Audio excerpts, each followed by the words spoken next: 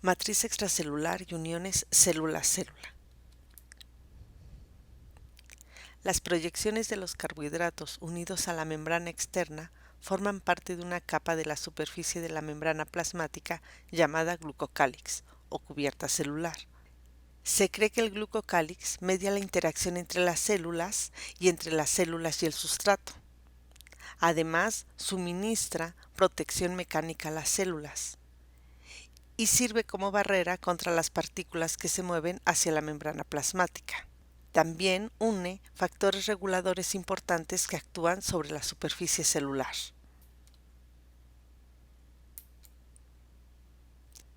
Componentes de la matriz extracelular. La matriz extracelular es una red organizada de materiales extracelulares que se encuentra más allá de la proximidad inmediata de la membrana plasmática. Juega un papel regulador clave para determinar la forma y la actividad de las células. La matriz extracelular está formada por proteínas fibrosas extendidas que forman una red tridimensional interconectada que sirve como andamio, vigas, cables y pegamento. Las familias de proteínas que forman esta red son la colágena, la fibronectina, la laminina y los proteoglucanos. Además, existe una familia de proteínas fibrosas que unen a la matriz extracelular con la membrana llamadas integrinas. Para que se dé la unión entre las proteínas de la matriz y las integrinas, las proteínas de la matriz deben contener una secuencia de 3 aminoácidos, que es reconocida por las integrinas. Esta secuencia es arginina, lisina, ácido aspartico, conocida como RGD, por las letras del abecedario que le corresponden a cada uno de los aminoácidos. Las proteínas de la matriz extracelular casi siempre son fibrosas y extendidas y son secretadas hacia el espacio extracelular. Las proteínas de la matriz extracelular son de las primeras proteínas en expresarse al formarse el huevo cigoto. Están involucradas en la supervivencia y división de él, y posteriormente en la diferenciación y especialización de las células.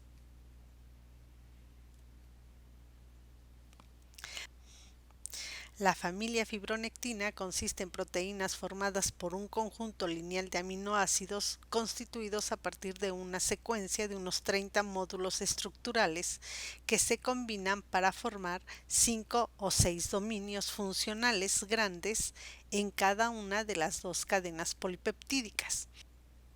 Estas cadenas se unen por un puente disulfuro, como podemos ver en la ilustración. Debido a que contiene dos sitios RGD, en cada uno de ellos se puede unir con una integrina, y esto hace que se pueda unir de este lado a una célula y de este lado a otra célula, uniendo células.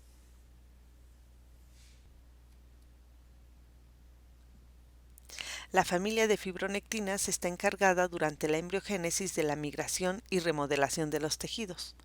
Durante el nacimiento es un mediador en el sistema inmune, conteniéndose en el calostro. Durante toda la vida está involucrada en diferentes procesos. Por ejemplo, a esta familia pertenece el fibrinógeno, que participa en los procesos de formación de un coágulo y la cicatrización después de una lesión vascular. La concentración de esta proteína en plasma es de aproximadamente 300 más menos 100 microgramos por mililitro. Se ha observado disminución de los niveles en la desnutrición y su concentración se relaciona con el balance de nitrógeno y el aporte energético.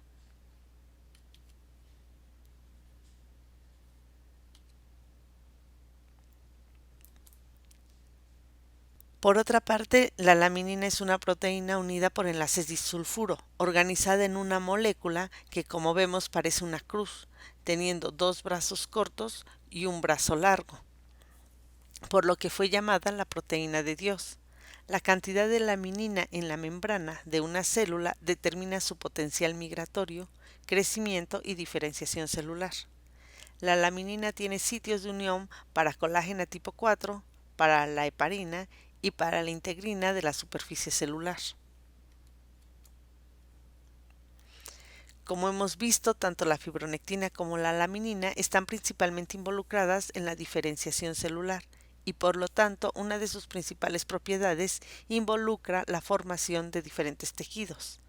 Es decir, cada uno de los tejidos contienen diferentes fibronectinas y lamininas en sus membranas.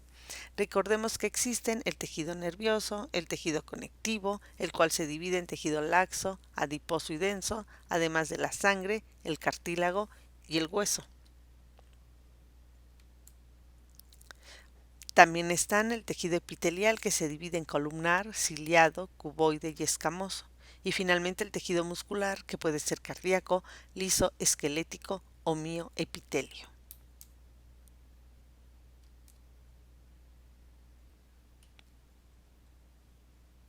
Otra familia de proteínas que integran la matriz extracelular es la colágena, que está formada por una triple hélice de tropocolágena.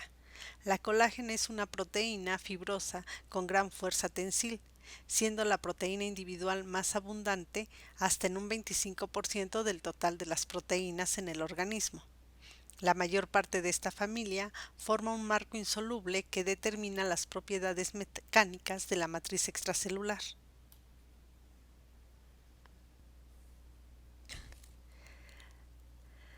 La síntesis de colágeno fibrilar depende de la vitamina C. Primero, para una correcta formación de las fibras de tropocolágena en el aparato de Golgi y posteriormente para que los aminoácidos lisina y prolina que abundan en la tropocolágena sean hidrolizados para el ensamblaje del colágeno.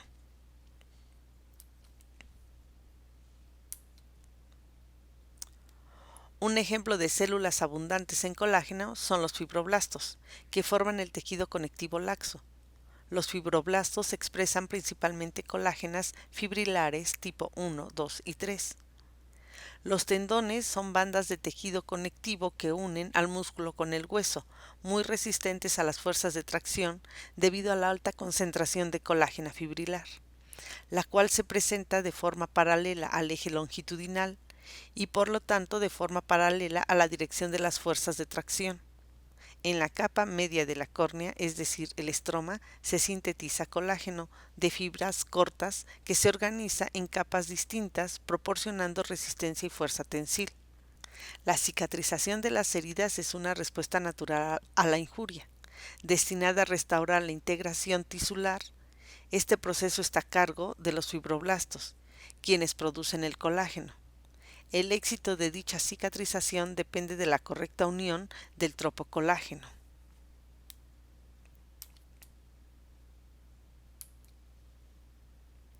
Mutaciones en el gen de la colágena tipo 1 darán como consecuencia osteogénesis imperfecta, la cual se caracteriza por fragilidad ósea extrema, piel delgada y tendones débiles.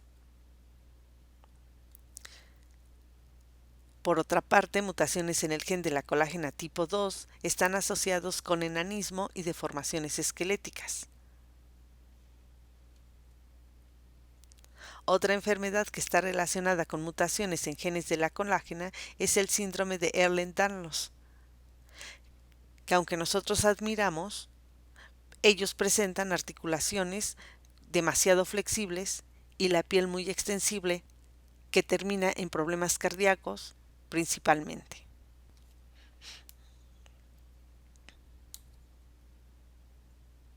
El colágeno no fibrilar se organiza en redes que sirve como depósito para otros materiales extracelulares. Mutaciones en el gen de la colágena no fibrilar tipo 4 están relacionados con el síndrome de Alport, el cual veremos posteriormente.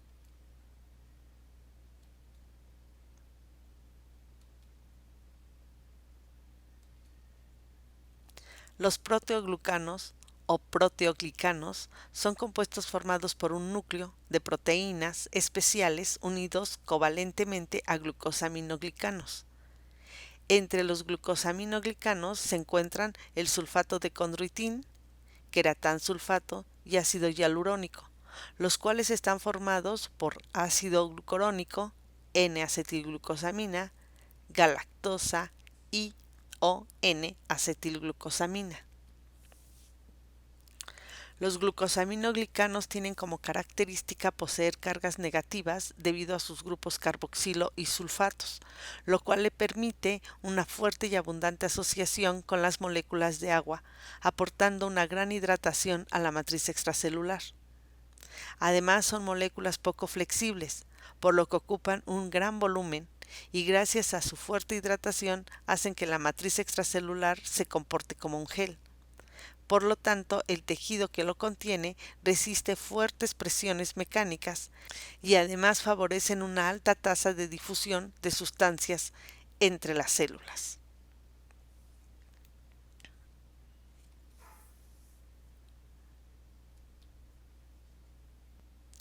Dentro del tejido conectivo se encuentran los condrocitos, células que forman el tejido cartilaginoso y que tienen como característica en su matriz extracelular, además de colágena, altas concentraciones de proteoglucanos. Los proteoglucanos confieren al cartílago, así como a otras matrices extracelulares, fuerza y resistencia a la deformación. Por otra parte, el tejido óseo está formado por los osteocitos, que contienen una matriz extracelular endurecida debido a que los proteoglucanos pueden ser impregnados con sales de fosfato de calcio.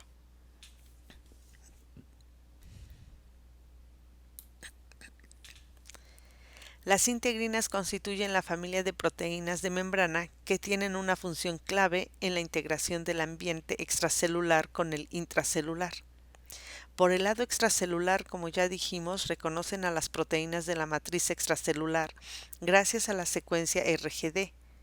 Por el lado intracelular, las integrinas interactúan en forma directa o indirecta con docenas de proteínas. Las integrinas están formadas por dos cadenas polipeptídicas, la cadena alfa y la cadena beta, unidas por enlaces no covalentes. Se ha reconocido cerca de 2 docenas de integrinas diferentes. Cada integrina puede unirse con varios cationes bivalentes, incluidos calcio, magnesio y manganeso. Las integrinas participan en 2 tipos principales de actividades: la adhesión de las células con el sustrato y la transmisión de señales hacia el exterior. Las estructuras formadas por integrinas son las adhesiones focales y los hemidesmosomas. Las adhesiones focales son estructuras dinámicas que pueden romperse con facilidad. La región de la membrana plasmática de una adhesión focal contiene grandes cúmulos de integrina. Los dominios citoplasmáticos de las integrinas se conectan mediante adaptadores a los filamentos del citoplasma. Entre los adaptadores se encuentran inculina y talina. Las adhesiones focales son capaces de crear o responder a fuerzas mecánicas. Por eso se dice que están involucradas en las señales de fuera hacia adentro, mediante la transmisión de señales del ambiente exterior hacia el interior de la célula. También están involucradas en las señales de dentro hacia afuera, porque participan en la adhesión de las células con su sustrato. Las uniones más fuertes entre una célula y su matriz extracelular se hallan en la superficie basal de las células epiteliales, en los puntos donde las células se fijan a la membrana basal, subyacente mediante una estructura adhesiva especializada llamada hemidesmosoma. Los filamentos de los hemidesmosomas son muy gruesos y están formados por la proteína queratina, la cual se une a la matriz extracelular mediante integrinas. Y aquí la vemos, aquí abajo están las matriz extracelular, la integrina, y esta está unida a esta estructura, el hemidesmosoma, el cual está formado principalmente de queratina.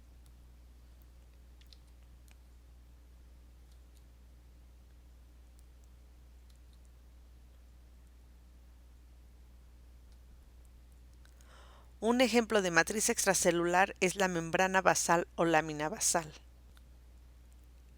la cual es una hoja continua de 50 a 200 nanómetros de grosor que proporciona a las membranas soporte mecánico, además de generar señales que mantienen la supervivencia celular. También sirve como sustrato para la migración celular, separa tejidos adyacentes de un órgano y funciona como una barrera al paso de macromoléculas. Un ejemplo de células que contienen membranas basales o lámina basal son las células epiteliales, que forman el tejido del mismo nombre. El tejido epitelial existe en varias formas, que son el simple escamoso, el simple cúbico, el simple columnar, el estratificado escamoso, el estratificado cúbico, el pseudoestratificado columnar y el de transición, todos ellos presentes en diferentes órganos y llevan a cabo diferentes funciones. Muchas de estas funciones son cumplidas gracias a la presencia de una membrana basal.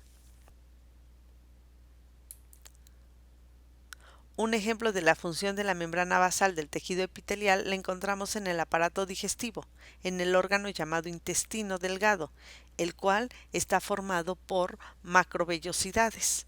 Las macrovellosidades contienen a los enterocitos, células pertenecientes al tejido epitelial. Los enterocitos son las células encargadas de la transición de la glucosa desde el lumen o espacio intersticial hasta la sangre, como vimos en el transporte, a través de la membrana. Una característica de los enterocitos es que están fuertemente unidos con estructuras especializadas para evitar el paso de las moléculas entre ellas.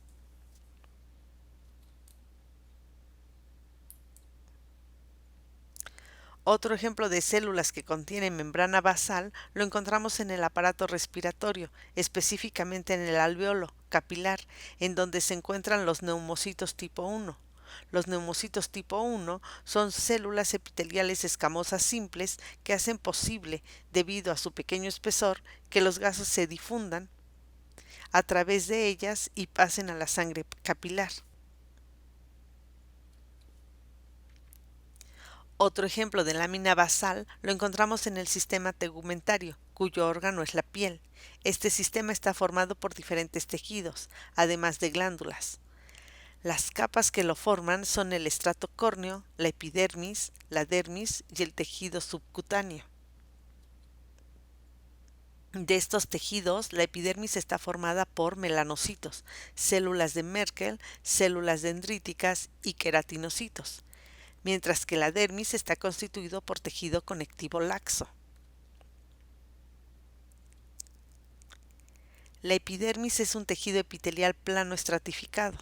Los queratinocitos que se encuentran en el estrato basal de la epidermis se caracterizan por poseer una membrana basal formada por fibras de colágena fuertemente unidas a la membrana mediante hemidesmosomas, formando una lámina densa impermeable, unida a la dermis, que es un tejido conectivo laxo. El pemfigoide ampollar es una enfermedad caracterizada por la formación de anticuerpos contra la queratina, teniendo como consecuencia la formación de ámpulas debido a la pérdida de la unión entre la epidermis y la dermis.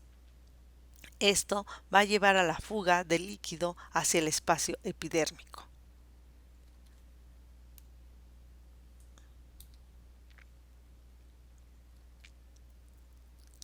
Otro ejemplo de membrana basal lo encontramos en el aparato urinario. Dentro de los riñones se encuentran las nefronas, que son las unidades funcionales del riñón. La nefrona está formada por la cápsula de Bowman, donde se encuentra el glomérulo. El glomérulo está formado a su vez por tejido endotelial de la red capilar y tejido epitelial, cuyas células se llaman podocitos.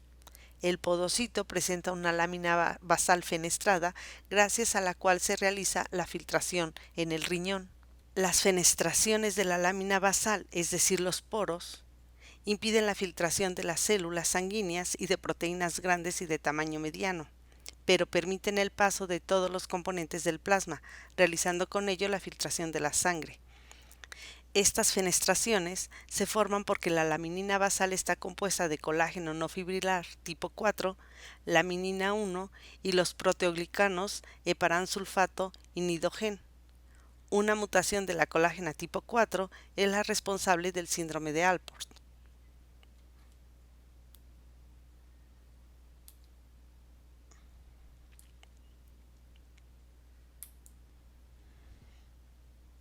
Las metaloproteinasas de la matriz extracelular son proteínas que descomponen las proteínas de la matriz. Necesitan para su buen funcionamiento metales como el zinc y el calcio, por lo que se les dio su nombre. Estas proteínas participan en la reparación de heridas y la angiogénesis, por lo que una falta en la destrucción de la matriz se asocia a la presencia de padecimientos como artritis, gingivitis y la progresión de tumores, es decir, la metástasis. Las células presentan uniones celulares formadas por complejos proteicos. Entre ellas están las zonas de oclusión, las uniones adherentes, las uniones comunicantes y los desmosomas. Las células epiteliales son las células que presentan todas estas uniones, conociéndoseles como complejos de unión. La zona de oclusión confiere un sellado hermético del espacio extracelular entre las células epiteliales adyacentes. Se encuentran en las zonas apicales del complejo de unión. Las proteínas integrales de la zona de oclusión forman fibrillas continuas que rodean por completo a la célula y establecen contacto con la célula proximal. Las zonas de oclusión sirven como barrera a la difusión libre del agua y solutos del compartimento extracelular. También sirven como valla que ayudan a mantener el carácter de polarización de la célula epitelial, logrando un bloqueo de la difusión de proteínas. Además, participan en las vías de señalización que regulan numerosos procesos. Entre estas zonas de oclusión se encuentran la barrera hematoencefálica. Entre las proteínas que la conforman se encuentran la claudina y la ocludina. Algunas zonas de oclusión son permeables a iones específicos. Por ejemplo, se sabe que la claudina 16, que se encuentra en la rama ascendente gruesa del riñón, es permeable al magnesio y que mutaciones en ella ocasionan excreción de magnesio por la orina, y que la claudina 1 en la epidermis de los ratones es impermeable al agua y que la genesia de esta claudina provoca deshidratación.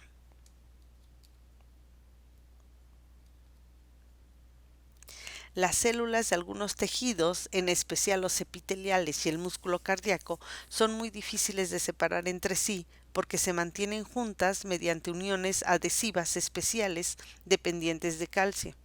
Existen dos tipos principales de estas uniones, las uniones adherentes y los desmosomas. Las primeras tienen como característica que rodean a la célula formando un cinturón o una zona de adherencia, mientras que las segundas se limitan a un sitio en particular entre las células adyacentes.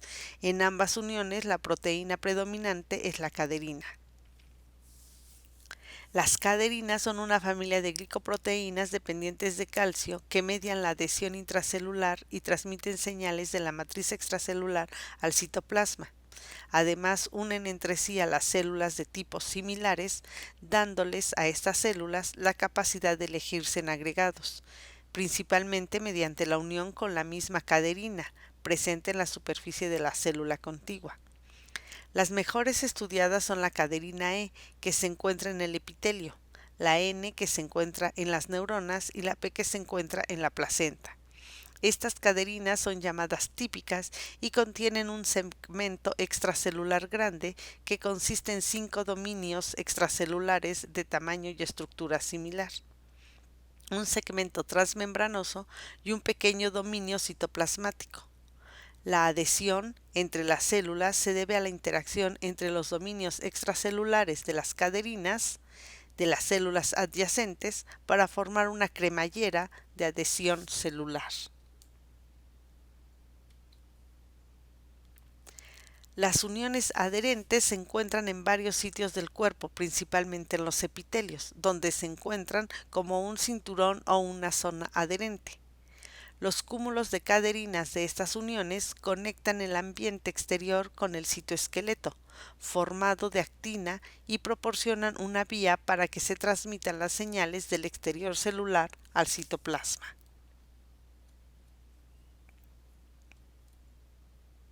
Por otra parte, los desmosomas o máculas adherentes abundan en los tejidos sometidos a tensiones mecánicas, como el músculo cardíaco, las capas epiteliales de la piel y el cuello uterino. Las caderinas de los desmosomas poseen una estructura de dominio diferente a las caderinas comunes, las cuales se conocen como desmogleína y desmocolina. Las placas citoplasmáticas densas sirven como sitio de fijación para los filamentos intermedios. La importancia de las caderinas para la integración estructural del epitelio se reconoce en el pemfigoide, enfermedad autoinmunitaria causada por la producción de anticuerpos contra una de las desmogleínas. La enfermedad se caracteriza por la pérdida de adhesión entre las células de la epidermis, siendo un trastorno grave en el cual se forman vesículas en la piel. Dependiendo de la desmogleína que sea destruida, se presenta el pemfigoide foliáceo, el vulgar y el paraneoplásico.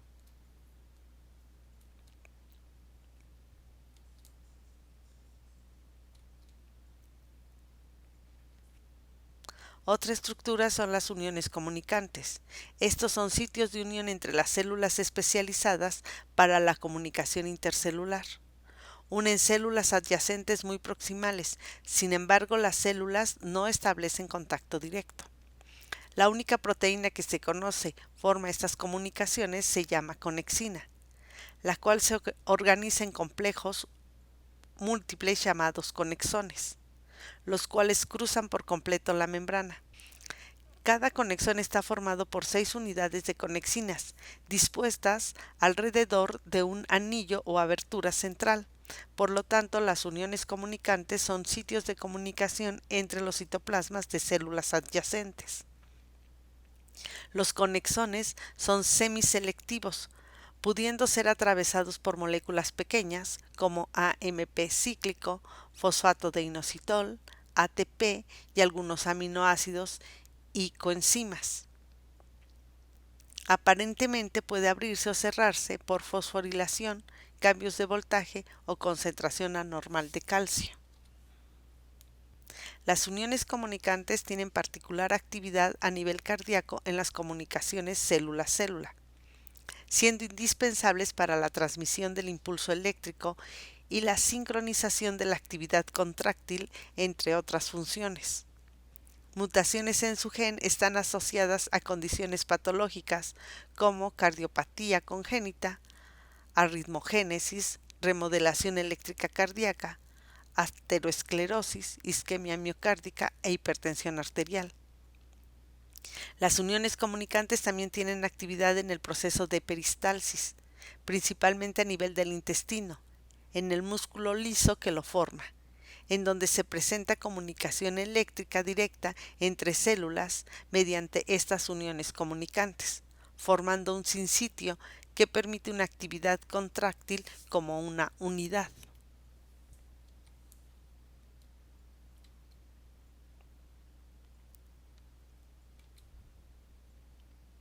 Como resumen diremos que una célula epitelial vista desde la cara apical, donde se encuentran las microvellosidades, hasta la cara basal, presenta las uniones del complejo de unión en el siguiente orden. Primero la zona de oclusión, la cual sella a las uniones entre las células, impidiendo el paso de moléculas entre ellas y manteniendo la polaridad de la célula. Posteriormente encontramos a las uniones adherentes, que unen los haces de actina de células adyacentes. Enseguida podremos encontrar a los desmosomas, que unen a los filamentos intermedios de las células adyacentes. Después a las uniones comunicantes o uniones gap, que permiten el movimiento de pequeñas moléculas entre las células adyacentes. Y finalmente en estas células, uniendo la cara basal con la lámina basal, encontramos a los hemidesmosomas.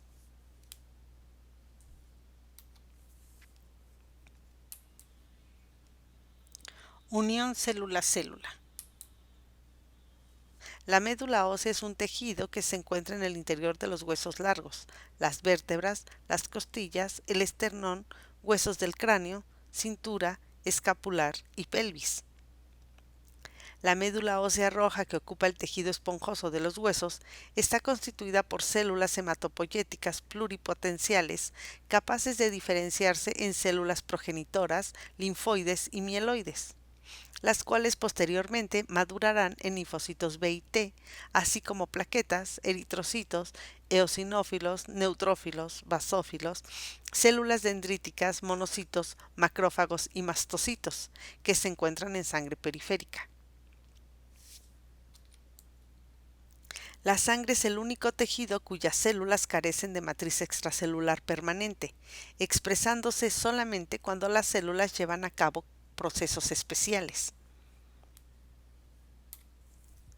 Entre estos procesos especiales se encuentra la formación del trombo, es decir, cuando se forma un coágulo. Durante este proceso, las plaquetas reconocen al fibrinógeno uniéndose a él.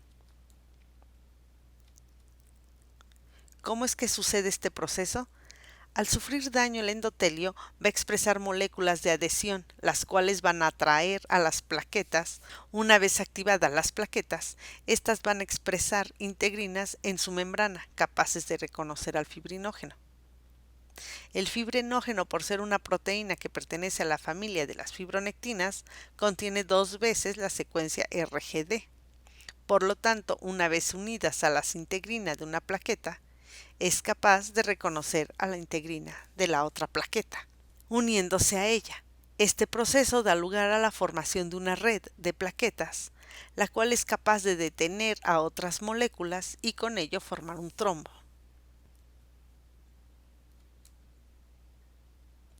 Los agentes antitrombóticos con estructura similar a RGD, como las ticlopidinas, son capaces de competir por los sitios de unión con las integrinas y con ello funcionar como agentes inhibitorios de la formación de trombos.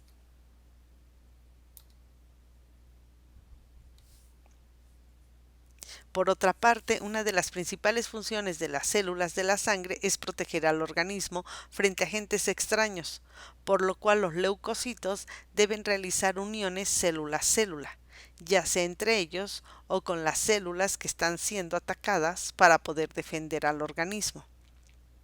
Para poder realizar estas uniones es necesario que los leucocitos expresen diferentes proteínas en su membrana. Entre estas proteínas de adhesión célula-célula que expresan los leucocitos, encontramos a la familia de las selectinas, las inmunoglobulinas y las caderinas, de las que ya hablamos, siendo todas de vital importancia en procesos como la embriogénesis, la reparación tisular, la diferenciación, el crecimiento, la comunicación y la movilización celular. Las selectinas son glucoproteínas integrales de membrana que tienen como característica que se unen con un oligosacárido en particular, que sobresale de la superficie de otra célula, y que para su adecuado funcionamiento es necesaria la presencia de calcio. Las selectinas participan principalmente en la interacción transitoria entre los leucocitos circulantes y las paredes vasculares en sitios de inflamación y coagulación. Existen 3 selectinas conocidas: la selectina E, presente en las células endoteliales, la selectina P, que se encuentra en las plaquetas y las células endoteliales, y la selectina L, que se halla en los leucocitos y que fue la primera en ser reportada, nombrándosele molécula de adhesión celular leucocitaria 1, Leucam 1, por sus siglas en inglés. La superfamilia de las inmunoglobulinas, IGSF, es un extenso grupo de proteínas solubles y de superficie celular, con cadenas de polipéptidos compuestas de varios dominios similares que están implicadas en procesos de reconocimiento, unión o adhesión entre células. La mayor parte de los miembros de esta familia son proteínas que median la adhesión intercelular independiente de calcio y participan en diferentes aspectos de la función inmunitaria, como los anticuerpos IgM, G, A, E y D, y algunas proteínas que median interacciones específicas de los linfocitos con las células necesarias para establecer una respuesta inmunitaria, como son los macrófagos, los linfocitos y las células blancos, como CD8, CD28, proteínas del complejo mayor de histocompatibilidad clase 1 y 2 y receptores de linfocitos T. Sin embargo, algunas integrantes de esta familia, como las moléculas de adhesión vascular, las moléculas de adhesión neuronal y L1, median la adhesión entre células no inmunitarias.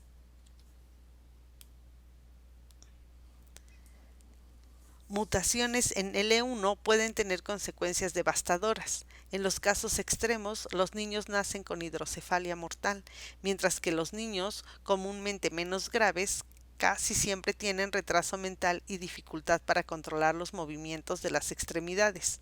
La espasticidad aparentemente se debe a que estos niños carecen de dos haces nerviosos grandes, uno que corre entre las dos mitades del cerebro y otro que va del cerebro a la médula espinal, por lo que se ha sugerido que L1 está implicada en el crecimiento dirigido de los exones dentro del sistema nervioso embrionario.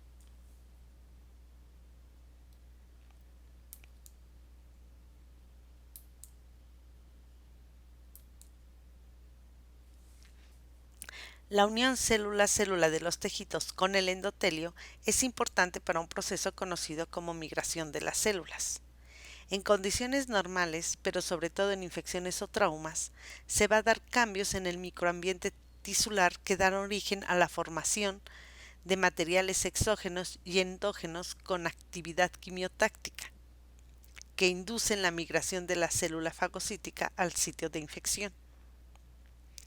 Para que la célula fagocítica acuda al sitio de infección o lesión, primero debe salir del vaso sanguíneo, por lo que se presentan cambios físicos que entorpecen el flujo de los leucocitos, marginándolos y provocando su rodamiento sobre la superficie interna de los vasos sanguíneos.